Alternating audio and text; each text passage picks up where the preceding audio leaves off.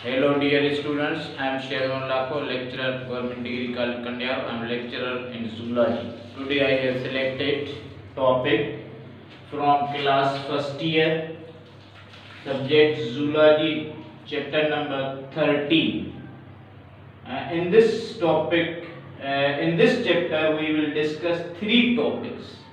First of all, I would like to introduce you about the respiration. कि भाई respiration क्या होता है और रेस्पिरेशन के कौन कौन से टाइप्स होते हैं उसके बारे में हम पढ़ेंगे। उसके बाद हम पढ़ेंगे दूसरा जो टॉपिक है रेस्पिरेटरी सिस्टम ऑफ बर्ड्स है। तीसरा जो टॉपिक हमने सिलेक्ट किया है वो है respiratory system of fish. So first topic I am going to start introduction of respiration. What is respiration? I have written here definition. मैंने यहाँ पर definition लिखी है कि भाई respiration क्या होता है। Respiration एक metabolic reaction है। Respiration is a catabolic reaction. Catabolic reaction metabolic reaction का एक type है। उसमें क्या होता है कि energy release होती है। Now respiration is a catabolic reaction in which glucose breaks down into carbon dioxide and water and energy is released. So respiration जो है वो क्या है, respiration में जब हम फूड वगैरह इस्तेमाल करते हैं तो वो फूड जो है वो जो ग्लूकोज है वो ब्रेक डाउन हो जाता है किस में, कार्बन डाइऑक्साइड में और वाटर में, और हमें एनर्जी मिलती है। तो इस सारे प्रोसेस को हम कहते हैं रेस्पिरेशन। ये केमिकल रिएक्शन है, ये बायोकेमिकल रिएक्शन इसको भी कहा जाता है और इसमें एनर्जी रिलीज होती है। और इट्स टाइप्स, इसके दो टाइप्स होते हैं। वन इज एरोबिक रेस्पिरेशन, एक एरोबिक रेस्पिरेशन है, और दूसरा जो है एनएरोबिक रेस्पिरेशन है जिसको हम फर्मेंटेशन भी कहते हैं। एरोबिक रेस्पिरेशन जो होता है उसमें क्या होता है, ग्लूकोज जो है वो ब्रेक डाउन हो जाता है कार्बन डाइऑक्साइड और वाटर में in the presence of oxygen. जब ऑक्सीजन मौजूद होगी तब ये प्रोसेस होगा, अगर ऑक्सीजन मौजूद नहीं होगी तो ये प्रोसेस नहीं होगा। तो ग्लूकोज जो है वो डेफिनेशन ऑफ रेस्पिरेशन, ग्लूकोज का फार्मूला ये है C6H12O6 और यहाँ पर मैंने लिखा है ऑक्सीजन, ऑक्सीजन O2। ये जो है ग्लूकोज और ऑक्सीजन जब रिएक्शन करेंगे तो क्या बनेगा, कार्बन डाइऑक्साइड और वाटर बनेगा और ATP रिलीज होगी। तो इस प्रोसेस को हम कहते हैं एरोबिक रेस्पिरेशन। उसके बाद दूसरा जो टाइप है, दूसरा जो टाइप है रेस्पिरेशन का, उसको हम कहते हैं एनेरोबिक रेस्पिरेशन। एनेरोबिक रेस्पिरेशन का दूसरा नाम मैंने बताया कि फर्मेंटेशन भी इसको कहा जाता है। इसमें क्या होता है कि ऑक्सीजन जो है, ऑक्सीजन की इन्वॉल्वमेंट नहीं होती, इसमें ग्लूकोज जो है वो डायरेक्टली ब्रेकअप हो जाता है। इसमें ग्लूकोज या तो इथाइल अल्कोहल में ब्रेक डाउन हो जाएगा या लैक्टिक एसिड में ब्रेक हो जाएगा। तो डेफिनेशन क्या है, glucose breaks down or breaks into ethyl alcohol or lactic acid in absence of oxygen। तो ये तो हो गए टाइप्स ऑफ, ये थोड़ा मैंने इंट्रोडक्शन बताया रेस्पिरेशन का कि भाई रेस्पिरेशन क्यों हमारे लिए ज़रूरी है। रेस्पिरेशन हमारे लिए एनर्जी प्रोवाइड करती है, एनर्जी के लिए ये ज़रूरी है। रेस्पिरेशन के अलावा जो है एनर्जी हमें नहीं मिलेगी। तो ये है इंट्रोडक्शन ऑफ रेस्पिरेशन। रेस्पिरेशन में के बाद हमारे पास होता है ब्रीदिंग। ब्रीदिंग में क्या होता है, ब्रीदिंग में क्या होता है कि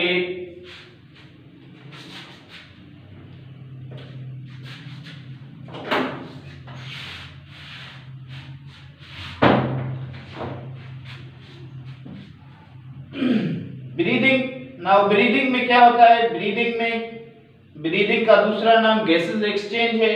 गैसेस एक्सचेंज में क्या होता है कि हम ऑक्सीजन जो है वो इनहेल करते हैं, कार्बन डाइऑक्साइड बाहर निकालते हैं।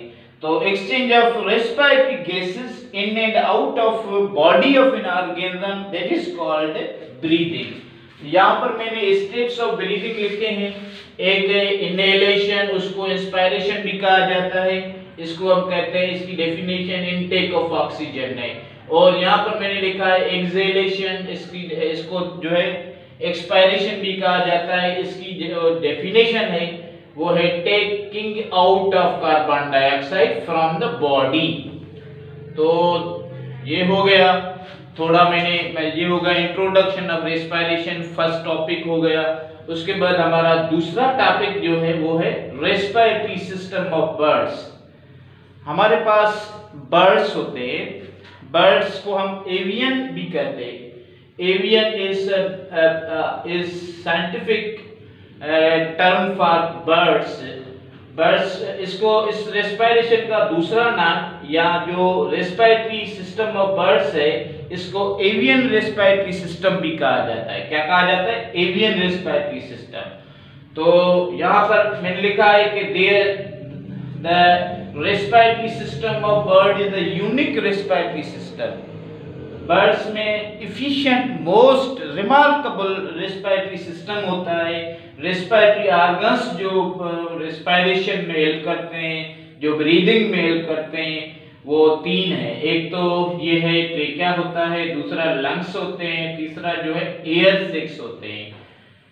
और लंग्स जो होते हैं, लंग्स के अंदर काफी ट्यूब्स पाए जाते हैं, उनको हम कहते हैं पैराब्रोंकी। पैराब्रोंकी स्पेशल ट्यूब्स होते हैं, ये सिर्फ लंग्स में पाए जाते हैं। ये जो है लंग्स ऑफ बर्ड्स में होते हैं। ये जो है मैंने ये यहाँ पर जो है ये पैराब्रोंकस या पैराब्रोंकी है। पैराब्रोंकी के अंदर मतलब parabronchi having capillaries, having blood capillaries, यहाँ पैराब्रोंकी में ब्लड कैपिलरीज होती हैं। और एयर सेक्स जो होते हैं वो नॉन मस्कुलर होते हैं, वो एल्वियोला से डिफरेंट होते हैं। एयर सेक्स जो होते हैं ये जो है बेलोस होते हैं, ये स्टोर करते हैं एयर को। और there are 8 to 9 air sacs in birds. First of all birds में क्या होता है कि ऑक्सीजन ट्रेकिया से आएगी। अच्छा, ये मैं बताता चलूं कि जो रेस्पिरेशन या ब्रीदिंग जो होती है बर्ड्स में, वो यूनिडायरेक्शनल होती है। क्या होती है? यूनिडायरेक्शनल होती है। उसमें क्या होता है कि ऑक्सीजन जो है वो ट्रेकिया से आएगी, ट्रेकिया के बाद डायरेक्ट जो है पोस्टीरियर एयर सेक्स में जाएगी। कहाँ जाएगी? पोस्टीरियर एयर सेक्स में जाएगी। उसके बाद जो है वो पैराब्रोंकाई में जाएगी। पैराब्रोंकाई के बाद जो है वो एंटीरियर एयर सेक्स में जाएगी। उसके बाद जो है वो ट्रेकिया से बाहर आएगी। तो यहाँ पर मैं थोड़ा लिख रहा हूँ कि भाई रेस्पिरेशन इन, पहले जो है steps of breathing in birds में लिखूंगा। What are the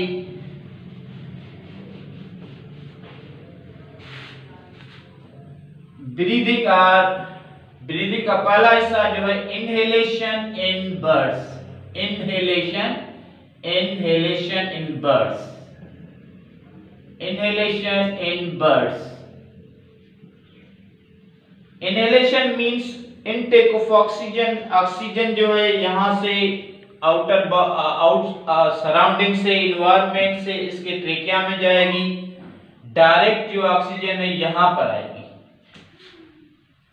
I have drawn a diagram of the respiratory system of birds. You can watch this. Oxygen from the environment, it enters into trachea, then directly goes to posterior air sacs. Then what happens? This is called inhalation. इसमें oxygen जो है intake होती है, इसको हम कहते हैं inhalation. Intake of oxygen. Intake of oxygen इसको कहा जाता है। उसके बाद जो है क्या होगा कि यहाँ से ऑक्सीजन डायरेक्टली ये पोस्टीरियर एयर सेक्स में आएगी। पोस्टीरियर एयर सेक्स से ये जो ऑक्सीजन है ये जाएगी पैराब्रोंकी या लंग्स ऑफ बर्ड्स में जाएगी। यहाँ पर गैसेस एक्सचेंज होगा। पैराब्रोंकस, पैराब्रोंकस क्या होते हैं? पैराब्रोंकस, पैराब्रोंकी और tubes these are the channels, tubes which contain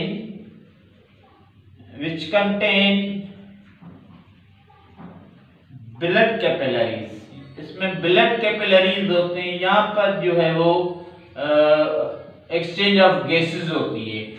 तो पहले जो हुआ इनहेलेशन हुई, ऑक्सीजन अंदर डायरेक्ट ट्रेकिया से जो है पोस्टीरियर एसेक्स में आई, पोस्टीरियर एसेक्स के बाद जो है जब ऑक्सीजन यहाँ पैराब्रोंकाई में आएगी तो उसको हम कहेंगे एक्सहेलेशन। मैं ये बताना चलूं कि बर्ड्स जो है वो टू ब्रीथ्स इस्तेमाल करते हैं। They inhale 2 times oxygen, they take 2 breaths। First breath में क्या करते हैं कि यहाँ पर जो ऑक्सीजन ट्रेकिया से आएगी वो डायरेक्ट पोस्टीरियर एसेक्स में जाएगी, पोस्टीरियर एसेक्स, ये हो गया फर्स्ट इनहेलेशन। फर्स्ट इनहेलेशन के बाद यहाँ पर जो आएगी ऑक्सीजन उसको हम कहेंगे first exhalation. First exhalation, first inhalation, first inhalation और फर्स्ट एक्सहेलेशन। फर्स्ट एक्सहेलेशन में क्या होता है? ऑक्सीजन और एयर गोज टू पैराब्रोंकी। तो उसके बाद जो है बर्ड्स क्या करते हैं? सेकंड ब्रीथ इस्तेमाल करते हैं। तो सेकंड ब्रीथ में क्या होगा कि डायरेक्ट ऑक्सीजन जो है पोस्टीरियर एसेक्स में जाएगी, पोस्टीरियर एसेक्स के बाद जो है वो पैराब्रोंकी में जाएगी, पैराब्रोंकी के बाद जो है वो ऑक्सीजन एंटीरियर एसेक्स में आएगी। मींस ये जो हवा है, ये जो एयर है पैराब्रोंकी वाली, वो एंटीरियर एसेक्स में आएगी तो उसको हम कहेंगे फर्स्ट इनहेलेशन। एंटीरियर एसेक्स के बाद ये जो हवा है वो आएगी ट्रेकिया की तरफ, ट्रेकिया के बाद ये हवा बाहर निकल जाएगी। तो इसको हम कहते हैं सेकंड ब्रीथ और इसको हम कहते हैं सेकंड एक्सहेलेशन। फर्स्ट इनहेलेशन में क्या हुआ कि ऑक्सीजन जो है वो ट्रेकिया से डायरेक्ट पोस्टीरियर एसेक्स में आई, ऑक्सीजन और air to posterior air sac। उसके बाद एक्सहेलेशन में क्या हुआ? First exhalation, air enters and parabronchi. उसके बाद सेकंड ब्रीथिंग हुई, ये तो हो गया first breath, breath number 1। Second breath में क्या होगा? Breath number second breath. इसमें क्या हुआ कि जैसे ही ऑक्सीजन पोस्टीरियर एसेक्स में आई तो ये जो ऑक्सीजन है वो फोर्स करेगी पैराब्रोंकी की जो हवा है वो एंटीरियर एसेक्स में आएगी। मींस सेकंड इनहेलेशन में क्या हुआ? सेकंड इनहेलेशन में क्या होगा कि air enters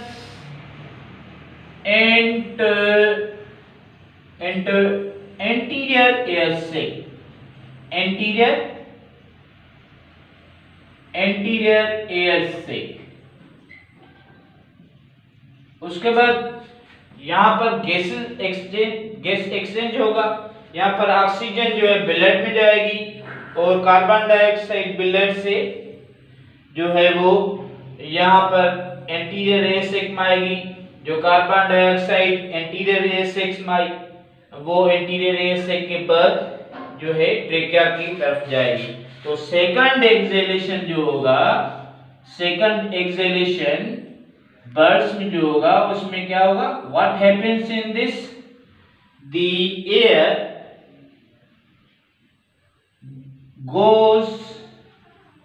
goes out of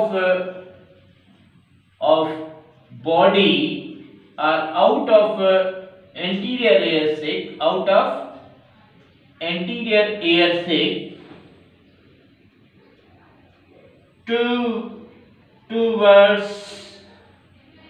towards trachea, और ट्रेकिया के बाद it goes out of body. तो ये हो गया रेस्पिरेटरी सिस्टम ऑफ बर्ड्स। उसके बाद हम पढ़ेंगे respiratory system of fishes. Respiratory system of fishes.